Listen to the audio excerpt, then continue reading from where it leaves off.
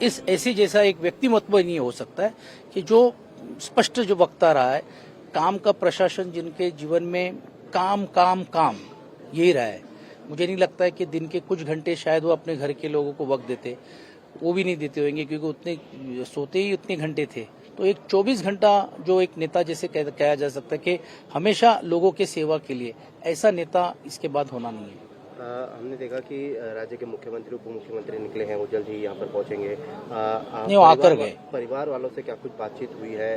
कल जो है कितने बजे? नहीं, आज 5 से लेके जो वीपी जो है जिसको कहते हैं विद्यालंकर जो प्रतिष्ठान जो है वहाँ पे अंतिम ध्येय रखा जाएगा और 4-5 घंटा वहाँ पे होने के बाद कल 8 बजे उनके गांव में सब जगह उसका प्रोसेशन निकलेगा और 11 बजे अंतिम संस्कार होगा। देश के नेता, सभी विभिन्न पार्टियों के नेता, उद्धव जी, आदित्य जी, साथ में प्रधान और गृह मंत्री भी शायद आ सकते हैं ऐसा है करके। तो सभी सब स्तर के राज्य के और देश के नेता यहाँ पे आएंगे। उद्धव जी कल आ रहे हैं? हाँ, उद्धव जी भी कल आएंगे। जी, थैंक यू। शिवसेना नेते सचिन अहिर यांची प्रतिक्रिया आपण ऐकत होतो। उद्धव ठाकरे सुद्धा या अंत्यसंस्काराच्या वेळी हजर राहणार आहेत आणि ही ड्रोन दृश्य स्वप्नील शिंदे यांच्या सौजन्याने ही ड्रोन दृश्य आपण एनडीटीव्ही मराठीच्या स्क्रीनवर पाहताय। हॉस्पिटलच्या बाहेरची ही हजारोंच्या संख्येने समर्थकांची गर्दी आपण पाहतोय। तर दुसरीकडे ज्या ठिकाणी विमानाचा अपघात झाला होता त्या ठिकाणची दृश्य ही आपण पाहतोय। धावपट्टीच्या शेजारच्या शेतात हे विमान कोसळलेले आहे, त्याचे अवशेष आपण पाहतोय। आजूबाजूला शेकडोंच्या संख्येने समर्थक, त्याचबरोबर पोलीस यंत्रणा, पोलीस कर्मचारी सुद्धा तिथे दिसत आहेत। काही राजकीय प्रतिक्रिया उमटतायत त्या आपण पाहूयात। कार्यक्षम मंत्री म्हणून त्यांचा लौकिक होता। त्यांना मिळालेलं प्रत्येक पद हे राजकारणासाठी तर वापरलंच त्यांनी, पण कार्यकर्त्यांसाठी, जनतेसाठी, विकासासाठी त्यांनी वापरलं। त्यांच्या कामाच्या पद्धतीविषयी अनेकदा टीव्ही चॅनलवरती काही दृश्य आम्ही पाहिली। सदैव जरी त्यांच्या बोलण्यात कधी राग आला, चीड आला, तरी पटकन एखादे विनोदी वाक्य टाकून ते संपूर्ण वातावरण हसरं खेळतं ठेवण्याची त्यांची कसब होती। उत्तम वक्ते होते। आज महाराष्ट्र खरोखर दुःखात आहे। महाराष्ट्रावरती कोणतं संकट आलं आहे किंवा महाराष्ट्राचे काय ग्रह फिरले माहीत नाही। गेल्या काही काळापासून महाराष्ट्रातले अनेक अशी प्रमुख नेतृत्व आपल्यापासून हिरावून गेली। सगळ्यांवरती फार मोठा दुःखाचा डोंगर घेऊन कोसळलेला आहे। अशा परिस्थितीत स्वतः रोहित दादा त्या ठिकाणी स्वतः लाईन लावतात। आपण याचे थोडंसं गांभीर्याने पालन। काही राजकीय प्रतिक्रिया आपण ऐकत होतो। एक मोठं नुकसान महाराष्ट्राचं अजित पवारांच्या निधनानं झालेलं आहे। फील्ड एव्हिएशनचं पथक आता बारामतीमध्ये दाखल झालेलं आहे। ही दृश्य आपण पाहतोय। चौकशीसाठी हे पथक दाखल झालेलं आहे। विमान उड्डाण मंत्रालयाच्या वतीने हे पथक दाखल झालेलं आहे बारामतीमध्ये आणि आता ते घटनास्थळाची पाहणी करणार आहेत। चौकशी अहवाल त्या आधारावर दिला जाईल। आताची या घडीची ही ताजी दृश्य आपण पाहतोय। एव्हिएशन मंत्रालयाचे पथक आता इथे दाखल झालेलं आहे आणि घटनास्थळाची ते पाहणी करतील। त्यानंतर एक सविस्तर अहवाल दिला जाईल। विमान अपघाताची कारणं त्यामध्ये स्पष्ट केलेली असतील। त्याचबरोबर नेमकी परिस्थिती अपघाताच्या वेळेला काय होती या संदर्भात हा अहवाल असेल। फॉरेन्सिक टीम सुद्धा दाखल झालेली आहे। या घडीची मोठी अपडेट आपण पाहतोय। विमान अपघात साधारण 8:46 झाला आणि आता जवळपास 9 तासानंतर एव्हिएशन मिनिस्ट्रीचं पथक दाखल झालेलं आहे। त्याचबरोबर फॉरेन्सिक टीम सुद्धा दाखल झालेली आहे आणि आता फॉरेन्सिक टीम तिथले नमुने गोळा करेल। त्यानंतर सविस्तर अहवाल फॉरेन्सिकच्या माध्यमातून दिला जाईल। विमानाचं अपघाताचं कारण नेमकं स्पष्ट होईल। त्याचबरोबर एव्हिएशन मिनिस्ट्री म्हणजे उड्डाण मंत्रालयाच्या, विमान उड्डाण मंत्रालयाच्या अंतर्गत येणारी एक चौकशी सुद्धा आहे आणि त्या चौकशीचं पथक सुद्धा दाखल झालेलं आहे। 2 अहवाल महत्त्वाचे आहेत, फॉरेन्सिक टीमचा अहवाल आणि त्याचबरोबर विमान उड्डाण मंत्रालयाचा अहवाल। आपण ही दृश्य बघतोय। फॉरेन्सिक व्हॅन, या व्हॅनच्या माध्यमातून हे पथक इथे दाखल झालेलं आहे। अपघातस्थळी हे पथक दाखल झालं आहे आणि आता काही वेळातच तिथले नमुने गोळा केले जातील। त्याचा एक सविस्तर अहवाल विमान उड्डाण मंत्रालयाला आणि केंद्र सरकारला दिला जाईल। त्यानंतर याचा एक सविस्तर सर्वंकष असा अहवाल विमान उड्डाण मंत्रालयाकडून जारी केला जाईल. त्यातून अपघाताचं नेमकं कारण स्पष्ट होणार आहे. मात्र आता जो अंदाज दिला जातोय किंवा एव्हिएशन एक्सपर्ट्सच्या अंदाजानुसार पुअर व्हिजिबिलिटी म्हणजे दृश्यमानता कमी असल्यामुळे हा अपघात झाला असावा. त्याचबरोबर विमानात काही तांत्रिक बिघाड होता का अशी शक्यता सुद्धा व्यक्त केली जाते. अर्थात विमान कंपनीच्या मालकांनी ही शक्यता साफ फेटाळून लावली आहे. विमान हे अत्यंत उत्तम स्थितीत होतं, कोणत्याही प्रकारचा तांत्रिक बिघाड विमानात नव्हता असं कंपनीच्या वतीनं स्पष्ट करण्यात आलंय. मात्र नेमकं कारण काय हे फॉरेन्सिक तपासणीनंतरच कळू शकणार आहे.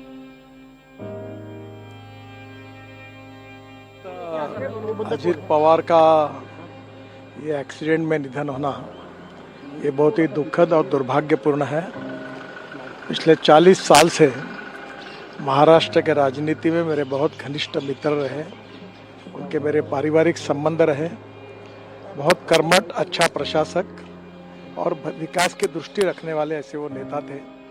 उनके जाने से बहुत बड़ा नुकसान हुआ है.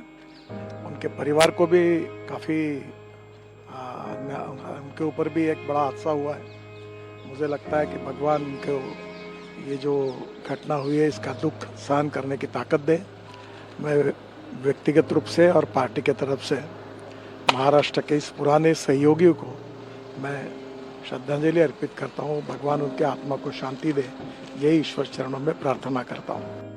बीवी अजित पवार अर्थमंत्री थे और उनके साथ में जो कुछ क्षण मिले, जो क्यों कभी बात हुई, इतना पारदर्शी नेता नहीं देखा.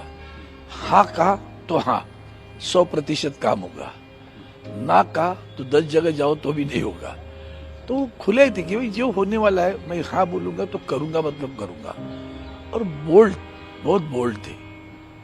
महाराष्ट्र के खास करके उनके बारामती क्षेत्र की प्रगति में उनका आदरणीय शरद पवार साहब के आशीर्वाद से बहुत बड़ा योगदान था.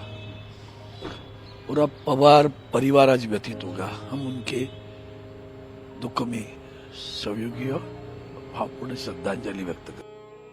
महाराष्ट्रासाठी अत्यंत वेदनादायी दिवस असं आज म्हणावं लागेल, कारण की या राज्याचे नेते अजितदादांचा अशा पद्धतीनं या ठिकाणी मृत्यू झाला की शब्द आपले नाहीत काय त्यांच्याबद्दल भावना व्यक्त करण्यासाठी. मला वाटतं एक कर्तृत्व नेतृत्व हे राज्य मुकलेलं आहे असं एवढाच मला भावना या निमित्तानं व्यक्त करायची. नाही, ज्या पद्धतीचं या ठिकाणी अपघात दिसतोय हा केवळ अपघात नाही किंवा ॲक्सिडेंट नाही, हे फार मोठी दुर्दैवी घटना आहे. आणि यामध्ये कोणत्या विमान कंपनीचं विमान होतं, त्या विमानाचं मॉडेल काय होतं आणि त्याची रीतसरपणे त्या विमानाचं चौकशी झाली होती, तपासणी झाली होती का उड्डाण घेण्यापूर्वी, अनेक प्रश्न या ठिकाणी निर्माण होतात. कारण राजकीय व्यक्ती घाईघाईमध्ये त्यांना अनेक सभा त्या ठिकाणी कव्हर करायच्या असतात, अनेक कार्यक्रमांना जायचं असतं आणि अशा प्रकारचं घटना या ठिकाणी जर घडली तर निश्चितपणे त्याची संपूर्णपणे चौकशी झाली पाहिजे आणि त्याची टेक्निकल सुद्धा ऑडिट झालं पाहिजे. यामध्ये मला तरी शंका आहे की कारण ज्या उंचीचे अजित पवार हे नेते आहेत त्या राज्याचे, त्यांचा विचार जर या ठिकाणी केला आणि निवडणुकांमध्ये ज्या पद्धतीचे ताशेरे एकमेकावर हाणण्यात आले, लहान पक्ष संपवण्याचा प्रयत्न या ठिकाणी करण्यात येतो आहे आणि अशा वेळेला असा अपघात होणं म्हणजे कुठेतरी शंका सुद्धा निर्माण होते. म्हणून या सर्व प्रकरणाची रीतसर चौकशी झाली पाहिजे असं माझं मत आहे. झालं होतं शेवटचं तुमचं पिंपरी चिंचवड बोलणं कधी झालं होतं अजित पवार यांच्या सोबत? पुणे महानगरपालिकेच्या निवडणुकीत. बरोबर. आपको पता भी है? बोला कधी झालं होतं? निवडणुकीच्या वेळेस बोलणं झालं होतं. पुणे महानगरपालिका आणि पिंपरी चिंचवड महानगरपालिकेत निवडणुकीत बरोबर होता. बरं. तेवढी वेगळ्या पक्षात असली तरी तुमची मैत्री कायम होती. दादा लय जीवाला जीव देणार माणूस होता. जीवाला जीव द्यायला लय प्रेम कर. मला तर बोलून तिकीट देऊन मला आमदार केलं. लय 5 वर्ष लय मदत केली, लय ताकद दिली. मी जरी वेगळा नंतर राजकारणात वेगळा प्रवास होतो तरी माझ्यावर प्रेम कधीच कमी नाही झालं. बरोबर. तुमचं आता त्यांच्या कुटुंबियाशी कोणाशी बोलणं झालं का? नाही आता मी तर चाललोय बंगल्यात. आता सुप्रिया सुळे वगैरे निघालेले आहेत सगळे. जायचंय बारामती. अच्छा, सुनित्रा वहिनीशी काय बोलणं झालं? कारण सुनित्रा वहिनी पण इथं खासदार आहेत, तुमचा पण संपर्क असायचा नेहमी. आता कोणाशी बोलणं नाही झालं, आता चाललोय आम्ही. बर, अच्छा, ओके. पण अजित दादा त्यांचं रोकठोक बोल. महाराष्ट्र के उप मुख्यमंत्री अजित पवार जी के बारे में मैंने सुना और बहुत दुख लगा मुझे, और दुखद घटना थी. आज जितना दुख करूँ उतना कम है, क्योंकि मैंने उनके साथ जब हमारी कांग्रेस और महा विकास आघाड़ी ये दोनों गवर्नमेंट थी, जब कांग्रेस राष्ट्रवादी की गवर्नमेंट थी 2009 से 14 तक और 19 से लेकर 21 तक जब महाविकास आघाड़ी की सरकार थी, उनके साथ काम करने का मौका मिला. जिस तरह से उनकी काम करने की शैली थी वो सब पूरा महाराष्ट्र जानता है कि टाइम के साथ काम करना, सिंसियरली काम करना, महाराष्ट्र हित के लिए काम करना और महाराष्ट्र के विकास में जो काम करने वाली भूमिका उनकी रही है. मुझे आज लगता है कि पूरा महाराष्ट्र दुखी होगा कि जिस तरह से हमारे सहकारी रह के उन्होंने काम किया है, एक पार्टी को बढ़ाने का उन्होंने काम किया है. आज मैं अपनी तरफ से, अपनी पार्टी की तरफ से उनके लिए शोक भावना व्यक्त करती हूँ. और मुझे बहुत शौक लगा, क्योंकि आप भी देख रहे हैं मैं जस्ट अभी लैंड होके आई हूँ, और जब मैंने फ्लाइट में जब ये बात सुनी तो मुझे बहुत शौक हुआ, क्योंकि उनके साथ काम करने का मेरा भी अनुभव रहा है. पिछले लगभग 20 साल हम लोग असेंबली में साथ में काम कर रहे थे, और मुझे पता है कि अजित दादा का स्वभाव कैसे, हमारे दादा के साथ हमारे अलग रिश्ते थे, फैमिली के भी रिश्ते थे, तो कहीं ना कहीं दुख का माहौल. त्यांच्या धर्मपत्नी सुनेत्रा वहिनी या माझ्या समवेत राज्यसभेच्या खासदार देखील आहेत. माझ्या शेजारीच त्या बसत असतात. अत्यंत त्याही शांत, काळजी घेणाऱ्या. एकदा मोबाईलमध्ये एक ॲप मला त्यांनी बातम्यांकरता डाउनलोड स्वतः करून दिलं होतं. इतक्या त्या टेक्नोसेवी आहेत. फारसं कधी ते बाहेर दिसत नसत, पण राज्यसभेत आल्यानंतर त्या वेगवेगळ्या ठिकाणी जाऊ लागल्या. आज दादांच्या अचानक निघून जाण्याने महाराष्ट्र खरोखर पोरका झाला आहे. ते खऱ्या अर्थाने सगळ्यांचे दादा होते.